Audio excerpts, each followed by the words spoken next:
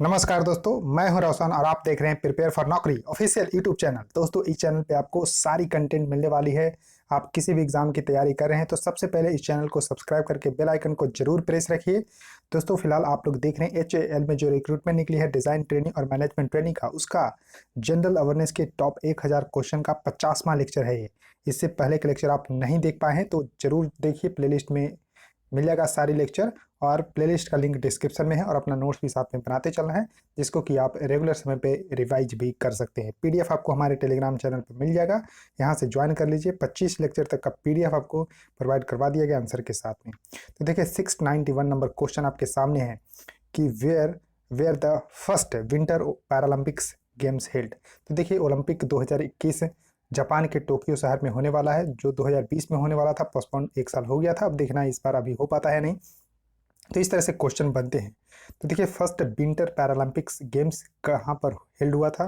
तो ए हुआ था, आपको ध्यान रखना है दोस्तों, स्वीडन में। तो करेक्ट आंसर यहाँ पर सी सही होगा। कब हुआ था? तो 1976 में हुआ था, 1976 में। और देखिए, पैरालंपिक्स का मतलब है कि इसमें दिव्यांग लोग जो है भाग लेते हैं। तो इस तरह से आपको ध्यान रखना है कि दिव्यांग लोगों का पैरालंपिक गेम है और ये भी आपको 4 साल में एक बार होता है। अब देखिए, फर्स्ट पैरालंपिक गेम्स तो यहाँ पर हो गया विंटर। और यहाँ पर आपको ध्यान रखना है दोस्तों कि फर्स्ट ओलंपिक कहाँ पर हुआ था? तो 1896 ईस्वी में, जो ग्रीस के जो शहर एथेंस में हुआ था। तो फर्स्ट ओलंपिक जो समर ओलंपिक है 1896 में, जो ग्रीस की कैपिटल है एथेंस में हुआ था। उसके देखिए पूछा जाता है कि फर्स्ट विंटर ओलंपिक जो है कहाँ पर हुआ था? तो फर्स्ट विंटर अगर सिर्फ ओलंपिक पूछा जाए तो 1924 में हुआ था, फ्रांस में। तो देखिए, यहाँ से 3 क्वेश्चन आपको यहाँ पर आपको बन गए हैं, तो आपको इस तरह से ध्यान रखना है। अब देखिए, क्वेश्चन है कि who act as the president during casual vacancy that arises due to the death of the president.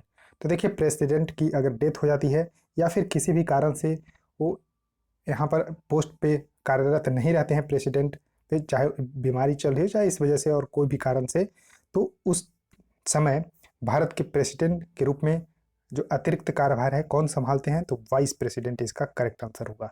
तो वाइस प्रेसिडेंट उस समय कार्यभार संभालते हैं। और देखिए, बाई चांस अगर वाइस प्रेसिडेंट की भी अगर मृत्यु हो जाती है तो वहाँ पर आपको chief justice of India Bharat में जो है राष्ट्रपति की भूमिका निभाते हैं। तो ध्यान रखिएगा, चीफ जस्टिस ऑफ इंडिया। और ऐसा जो है एक बार हो चुका है। तो ध्यान रखना है कि एक बार जो है चीफ जस्टिस जो है भारत के राष्ट्रपति का भूमिका निभा चुके हैं। तो क्या आप बता सकते हैं कि वो चीफ जस्टिस कौन थे जो भारत के राष्ट्रपति की भूमिका जो है, यानी कि राष्ट्रपति के पद पे जो है कार्यरत कर चुके हैं, जब दोनों प्रेसिडेंट और वाइस प्रेसिडेंट नहीं थे? यानी कि वाइस प्रेसिडेंट थे तो उस समय इलेक्शन वो लड़ने के लिए पोस्ट अपना छोड़ दिए थे। तो इस तरह से आपको ध्यान रखना है। अब देखिए, क्वेश्चन है कि which zone separate the crust and the mantle. तो देखिए, पृथ्वी में बेसिकली 3 लेयर होते हैं, तो मैं आपको बताऊंगा। तो देखिए, क्रस्ट, कोर और क्रस्ट, मेंटल और कोर होता है। तो इस तरह से आप देख सकते हैं यहाँ पर। तो देखिए, क्रस्ट ऊपर वाले, उसके बाद मेंटल बीच वाले और कोर नीचे वाले। यहाँ पर 3 लेयर होते हैं। तो देखिए, यहाँ पर आपको वही पूछ रहा है कि क्रस्ट और मेंटल के बीच में कौन सा यहाँ पर जोन होता है। तो देखिए, यहाँ पर आपको सबसे पहले मैं बताता ही हूँ। तो देखिए, 3 में यहाँ पर आपको क्रस्ट, यहाँ ऊपर वाले जो पार्ट है एक क्रस्ट हो गया। उसके देखिए, मेंटल को 2 भागों में बांटा गया है, ये अपर मेंटल है और ये आपको लोअर मेंटल है। उसके बाद देखिए, आउटर कोर है, फिर ये इनर कोर है। तो यहाँ से आपको देखिए जो कंटिन्यूटी है, डिसकंटिन्यूटी पूछा जाता है। तो देखिए, यहाँ पर आपको पूछा जाता है कि अपर, आप देखिए ये आपको अपर क्रस्ट हो गया, ये जो आपको क्रस्ट देखने को मिला है ये आपको अपर क्रस्ट है। तो इन दोनों के बीच ये जो देखिए है, तो इन दोनों के बीच में यानी कि अपर क्रस्ट और ये आपको लोअर क्रस्ट है, इसके बीच में कौन सा डिसकंटिन्यूटी है? तो कोनरोड डिसकंटिन्यूटी है। उसके देखिए, यहाँ पर आपको क्या हो गया? तो लोअर क्रस्ट हो गया, लोअर क्रस्ट हो गया और यहाँ पर अपर मेंटल हो गया। तो इसके बीच में ये अपर मेंटल है और ये लोअर क्रस्ट है, इसके बीच में देखिए ये डिसकंटिन्यूटी है जो यहाँ पर आपको आ रहा है, यह है मोहरोविक डिसकंटिन्यूटी, मोहरोविक डिसकंटिन्यूटी। उसके देखिए, यहाँ पर एक एक नीचे करते आइए, यानी कि upper mantle, sorry lower mental, यहाँ आप आ जाइए, यहाँ देखिए अपर मेंटल और लोअर मेंटल। तो इसके बीच में जो डिसकंटिन्यूटी है वो है रेपिटिव डिसकंटिन्यूटी। उसके बाद देखिए, यहाँ पर आपको लोअर मेंटल और आउटर कोर के बीच में जो डिसकंटिन्यूटी है ये आपको गुटेनबर्ग डिसकंटिन्यूटी। उसके बाद देखिए, यहाँ पर आपको आउटर कोर और इनर कोर के बीच में जो डिसकंटिन्यूटी है वो है लेहमन डिसकंटिन्यूटी। तो देखिए कुल मिलाकर यहाँ पर आप आसानी से इसको सबसे पहले अपर क्रस्ट लोअर क्रस्ट में बांट लीजिए, फिर अपर मेंटल लोअर मेंटल, फिर आउटर कोर इनर कोर, और उसके बाद जो डिसकंटिन्यूटी बन रही है उसको आप नोटबुक में डाउन करिए। तो देखिए क्वेश्चन में यहाँ था कि क्रस्ट एंड मेंटल, तो ये सिंपल सा था, यहाँ पर क्रस्ट और मेंटल के बीच में अगर पूछा जाए तो मोहरोविक यानी कि मोह डिसकंटिन्यूटी था। तो इस तरह से आप लोग, तो देखिए यहाँ पर लोअर क्रस्ट हो गया और अपर मेंटल के बीच में जो पूछा जा रहा था यही, तो आपको ध्यान रखना है। क्वेश्चन है कि when did Shujauddaula and Shah Alam sign treaties at Allahabad with Robert Clive. Question पूछा जा रहा है कि सुजाउद्दौला और शाह आलम ने रॉबर्ट क्लाइव के साथ इलाहाबाद में कब संधि की थी। तो देखिए इलाहाबाद की संधि हुई थी बक्सर की जो लड़ाई हुई थी उसके बाद। तो बक्सर की लड़ाई 1764 ईस्वी में हुई थी, तो इसको ध्यान रखिएगा। तो इसमें देखिए 1764 में लड़ाई हुई थी और 1765 में इलाहाबाद की संधि साइन हुई थी between Shuja-ud-Daula, Shah Alam and Robert Clive के बीच में। तो यहाँ पर करेक्ट आंसर दोस्तों हो जाएगा बी, 1765 ईस्वी में। उसका देखिए नेक्स्ट क्वेश्चन आपके सामने है कि what is the radius of moon. तो देखिए रेडियस ऑफ मून किलोमीटर में यहाँ पर आपको ध्यान रखना है कि होता है 1737 किलोमीटर। 1737 किलोमीटर होता है, जिसमें आप मीटर में अगर कर सकते हैं तो 1.734 इंटू 10 पर पावर 6 मीटर यहाँ पर हो जाएगा। तो आंसर डी होगा। और याद रखिएगा 1734, तो यहाँ देखिए 1737 यहाँ आप रख सकते हैं या 1734 ही रख लीजिए, उतना कोई ज़्यादा फर्क नहीं पड़ेगा। तो देखिए 1734, तो ये मून का हो गया। और यहाँ पर आपको अगर अर्थ का पूछा जाए तो 6371 किलोमीटर होता है। 6371 किलोमीटर रेडियस है अर्थ का। उसके देखिए नेक्स्ट क्वेश्चन आपके सामने है कि velds are the grasslands of, यानी कि वेल्ड एक ग्रास लैंड है, वो कहाँ पर स्थित है, तो है अफ्रीका में। तो करेक्ट आंसर यहाँ पर सी होगा। अब देखिए जो विश्व की जो प्रमुख ग्रासलैंड है उसके बारे में आप देखिए, तो 4 जो है कम से कम आपको याद रखना है। स्टेपीज यहाँ पर आपको जो ईस्ट यूरोप है और सेंट्रल एशिया है उसके क्षेत्र में यहाँ पर पाए जाते हैं। जो पीला वाला क्षेत्र देख रहे हैं वो आपको स्टेपीज है। बेल्ट देखिए यहाँ पर आपको अफ्रीका महादेश में, बेसिकली साउथ अफ्रीका में यहाँ पर देखने को मिलता है। पंपास यहाँ देखिए आपको अर्जेंटीना के आसपास जो क्षेत्र है वहाँ। प्रेरिस आपको नॉर्थ अमेरिका का जो कंटिनेंट है वहाँ पर। तो 4 आपको कम से कम देखिए मैंने बताए हैं, याद रखिएगा। प्रेरिस, पंपास, बेल्ट और स्टेपीज ये ग्रासलैंड्स हैं डिफरेंट रीजन के, तो इनके अलग अलग नाम हैं, तो ध्यान रखिएगा। तो देखिए क्वेश्चन है कि मिक्स्ड इकोनॉमी इज, तो देखिए मिक्स्ड इकोनॉमी क्या है। तो सबसे पहले मैं बताता हूँ कि भारत एक मिक्स्ड इकोनॉमी है। मिक्स्ड इकोनॉमी जिसमें कि प्राइवेट और पब्लिक दोनों का पार्टिसिपेशन होता है। पब्लिक और प्राइवेट दोनों का पार्टिसिपेशन होता है मिक्स्ड इकोनॉमी में। तो mixed economy is a market system of the resource allocation, commerce and the trade in which free market coexist with the government intervention. तो देखिए ये बिल्कुल सही है, तो करेक्ट आंसर यहाँ पर डी होगा। ध्यान रखिएगा कि जिसमें प्राइवेट और पब्लिक दोनों का पार्टिसिपेशन होता है तो मिक्स्ड इकोनॉमी होता है, और भारत एक मिक्स्ड इकोनॉमी है। क्वेश्चन आपके सामने नेक्स्ट है कि how many Grand Slam tournament are played in a year in tennis. तो देखिए टेनिस में जो ग्रैंड स्लैम टूर्नामेंट होते हैं, और देखिए पुरुषों में सबसे ज़्यादा ग्रैंड स्लैम टूर्नामेंट जीते हैं राफेल नडाल और रोजर फेडरर। 20-20 ग्रैंड स्लैम हो चुके हैं उनके। तो देखिए 4 ग्रैंड स्लैम एक साल में होते हैं, तो करेक्ट आंसर यहाँ पर बी होगा। अब देखिए उनका नाम जो है क्या क्या है। तो सबसे पहला आपको ध्यान रखना है कि ऑस्ट्रेलियन ओपन। ऑस्ट्रेलियन ओपन जो ऑस्ट्रेलिया में खेला जाता है वो हार्ड सरफेस पे खेला जाता है। तो क्वेश्चन ये भी पूछे जाते हैं कि हार्ड सरफेस है कि ग्रास कोर्ट है, इस तरह से जो है आपसे पूछा जाएगा। तो ऑस्ट्रेलियन ओपन हार्ड कोर्ट पे यानी कि हार्ड सरफेस पे खेला जाता है।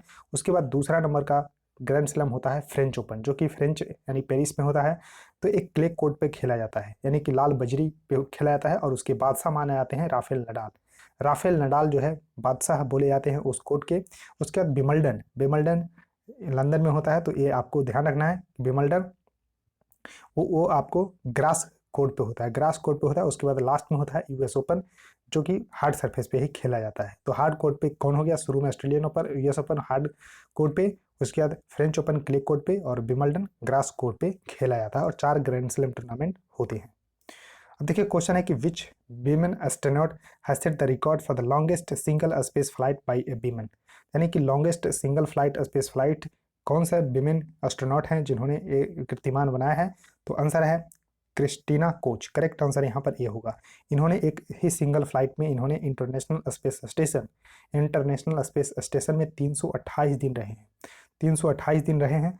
तो ये आपको सिंगल फ्लाइट में सबसे ज़्यादा दिन रहने का रिकॉर्ड इन्होंने बनाया है, या फिर किसी भी विमान के द्वारा इंटरनेशनल स्पेस स्टेशन में यानी कि स्पेस में रहने का यहाँ पर जो है स्पेस फ्लाइट में सबसे ज़्यादा जो है यहाँ पर रिकॉर्ड बना। इससे पहले 289 डेज था पेगी विट्सन का। ये आपको नासा के दोनों एस्ट्रोनॉट हैं, तो ध्यान रखिएगा नासा के एस्ट्रोनॉट हैं। इससे पहले पेगी विट्सन का रिकॉर्ड था 289। इन्होंने 2002 से लेकर 2017 तक 289 दिन यहाँ पर रहे थे, लेकिन क्रिस्टीना कोच 328 दिन रहकर इनका रिकॉर्ड जो है तोड़ दिया है। तो इस तरह से आपको ध्यान रखना है। अब देखिए क्वेश्चन नंबर 700वां क्वेश्चन है आपके सामने कि during the rule of the Tipu Sultan which was the capital city of his state Mysore. तो जो उनके स्टेट मैसूर था, मैसूर के ही यहाँ पर राजा थे टिप्पू सुल्तान। तो इस तरह से ध्यान रखना है। टिप्पू सुल्तान के पिता थे हैदर अली। तो हैदर अली टिप्पू सुल्तान के पिता थे। तो टिप्पू सुल्तान के जो कैपिटल था वह था श्रीरंगपट्टनम। तो करेक्ट आंसर यहाँ पर ए होगा। तो देखिए श्रीरंगपट्टनम की संधि भी हुई थी टिप्पू सुल्तान के बीच में। तो इस तरह से आपको ध्यान रखना है, टिप्पू सुल्तान और अंग्रेजों के बीच में यहाँ पर। तो इस तरह से आपको ध्यान रखना है। तो वेरी वेरी इंपॉर्टेंट है दोस्तों, याद रखिएगा। क्वेश्चन है कि व्हेन आर नीप टाइड्स प्रोड्यूस। तो देखिए नीप टाइड्स यानी कि टाइड्स प्रोड्यूस होता है जब सन मून एंड पृथ्वी यानी कि अर्थ जो है एक ही लाइन में आ जाती है, सेमी लाइन में। लेकिन यहाँ पर नीप टाइड पूछा जा रहा है कि नीप टाइड जो है कब प्रोड्यूस होती है। तो जब sun and moon are the right angle to the earth. तो करेक्ट आंसर यहाँ पर ये होगा। देखिए सिर्फ टाइड पूछा जाएगा तब यहाँ पर आपको ध्यान रखना है कि sun moon and earth are in the same line, but in neap tide sun and moon are the right angle to the earth. तो ध्यान रखिएगा, right angle to the earth. Question number 702, Vinesh Phogat जो है कौन सा खेल खेलती है? ते हैं रेसलर। तो करेक्ट आंसर यहाँ पर बी होगा। तो B is the correct answer, wrestler है विनेश फोगाट और ओलंपिक के लिए इन्होंने क्वालिफाई कर लिया है। तो ध्यान रखिएगा, ए है रेसलर। क्वेश्चन है कि the Char Dham highway project will connect 4 holy places. तो देखिए इसको छोटी चार धाम बोला जाता है।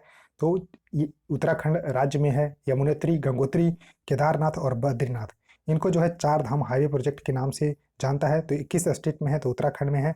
अब देखिए मैप में आपको दिखाता हूँ कि किस तरह से ये हाईवे। तो देखिए ये ऋषिकेश है, ऋषिकेश से यहाँ पर धारासू जाएगा, धारासू से देखिए यहाँ पर 95 किलोमीटर यमुनोत्री, फिर 124 किलोमीटर गंगोत्री, फिर यहाँ से देखिए रुद्रप्रयाग से यहाँ पर देखिए केदारनाथ, फिर यहाँ पर बद्रीनाथ, फिर देखिए यहाँ पर आपको इसी में शामिल है टनकपुर से यहाँ पर पिथौरागढ़। तो इस तरह से ये चार धाम हाईवे प्रोजेक्ट है जो कि उत्तराखंड में है। और चार धाम याद रखिएगा, यमुनोत्री, गंगोत्री, केदारनाथ और बद्रीनाथ। क्वेश्चन है कि which of the following places in India would you visit to see Mughal empire Humayun library. तो देखिए हुमायूं लाइब्रेरी ये आपको देखने को मिलेगा न्यू दिल्ली में। तो करेक्ट आंसर यहाँ पर डी सही होगा। तो हुमायूं जो जैसा कि आपको पता होगा कि मुगल शासक थे और एक बाबर के बेटे थे। तो इनका जो है टॉम जो है और लाइब्रेरी सब न्यू दिल्ली में स्थित है। क्वेश्चन नंबर 705 है कि who give the slogan Delhi चलो, एंड जो स्लोगन दूसरा है give me blood and I will give you freedom, यानी कि तुम मुझे खून दो और मैं तुम्हें आज़ादी दूंगा। और दिल्ली चलो का नारा किस फ्रीडम फाइटर ने दिया था? तो नेताजी के नाम से मशहूर सुभाष चंद्र बोस का ये स्लोगन है। तो करेक्ट आंसर यहाँ पर सी सही होगा, सुभाष चंद्र बोस। तो इस तरह से दोस्तों मैं क्वेश्चन करवा रहा हूं। तो 705 क्वेश्चन देखिए यहाँ पर हो चुके हैं। तो आप लोग इस तरह से सीरीज एंजॉय करते रहिए और वीडियो को लाइक करिए, चैनल को सब्सक्राइब करके बेल आइकन को प्रेस रखिए और वीडियो को अपने दोस्तों के साथ शेयर कर दीजिए। सो थैंक यू गाइस, इस वीडियो में इतना ही।